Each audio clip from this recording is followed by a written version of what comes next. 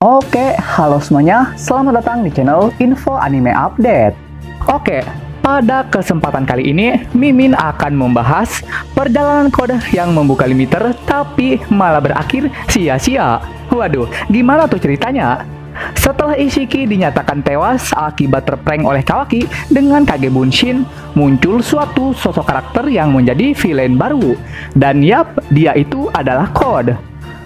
Sebagai anggota terakhir dari organisasi bernama Kara, Code yang di luar terlihat biasa nampaknya diberikan peran sebagai villain terbesar untuk Konoha.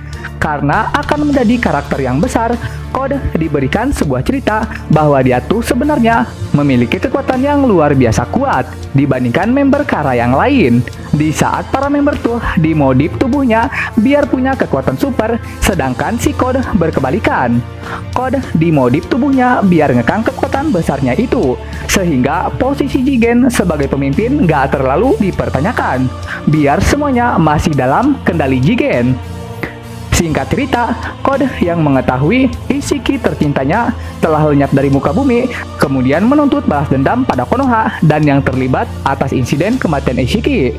Tapi, dikarenakan kekuatan dia yang sesungguhnya telah disegel, langkah pertama yang Code ambil adalah membuka limiter yang mengekang kekuatannya itu.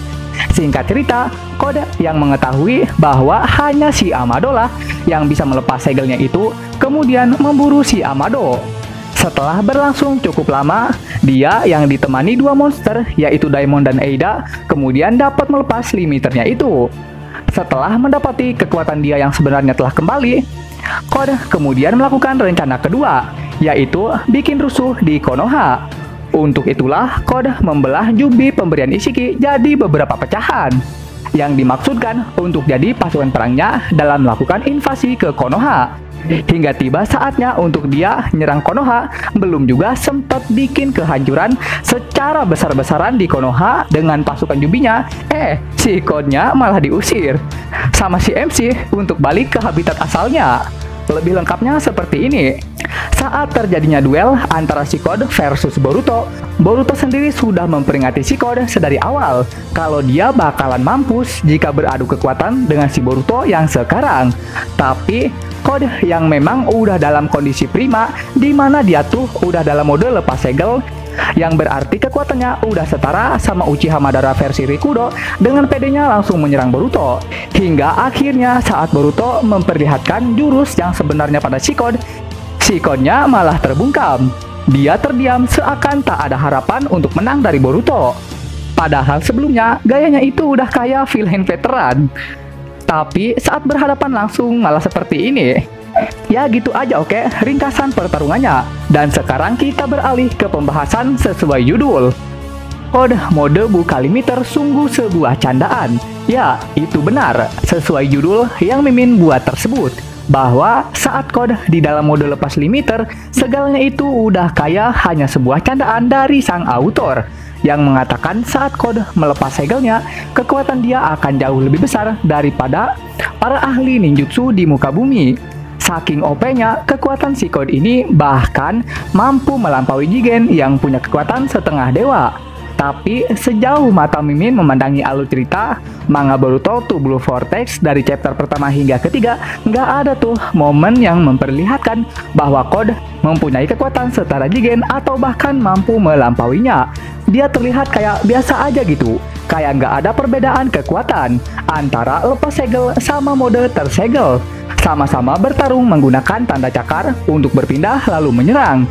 Dan udah gitu aja. Sungguh sia-sia memang perjalanan si Code ini jika hanya sebatas ini doang kekuatannya. Dan gak hanya itu aja. Code mode lepas limiter ini juga nggak bisa pakai ninjutsu. Karena itulah dia dengan cepat Boruto kalahkan tanpa perlawanan. Ini benar-benar sangat aneh sih. Sebab kekuatan yang disegel dalam diri si Code itu kekuatan apaan? Iman dan takwanya pada si Ishiki anjing. Sebagai villain besar untuk Konoha, mode Code buka segel ini bener-bener bikin para villain sepuh tuh tertawa dibuatnya.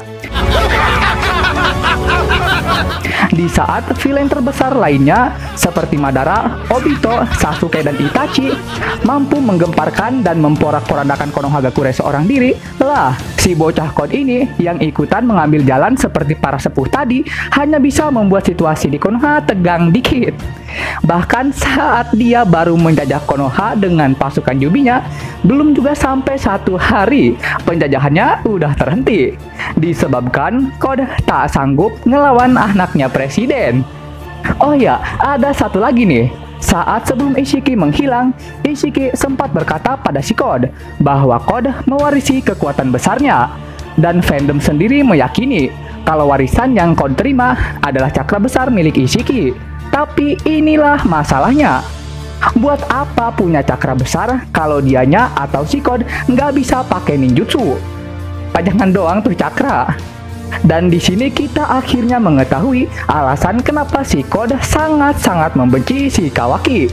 Ya gimana nggak benci dan bikin iri coba? Di saat si Kawaki tuh dapat warisan berupa mata dojutsu yang punya berbagai macam fitur di dalamnya dan mudah lagi digunakan, sedangkan si Kod di sisi lain ya emang sih kebagian warisan. Hanya saja buat apa gitu?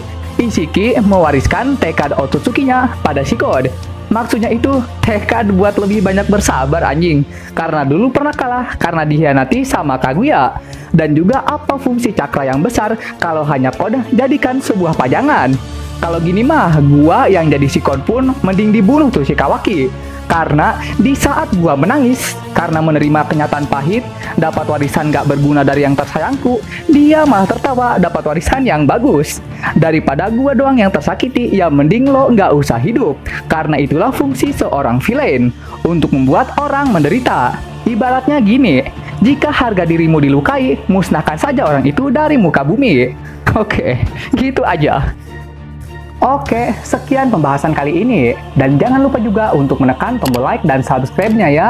Biar Mimin ini lebih semangat lagi ketika membuat videonya. Dan agar kalian juga bisa mendapatkan update video terbaru mengenai berbagai pembahasan menarik seputar anime di channel ini. Dan sampai jumpa lagi di video selanjutnya. Dah!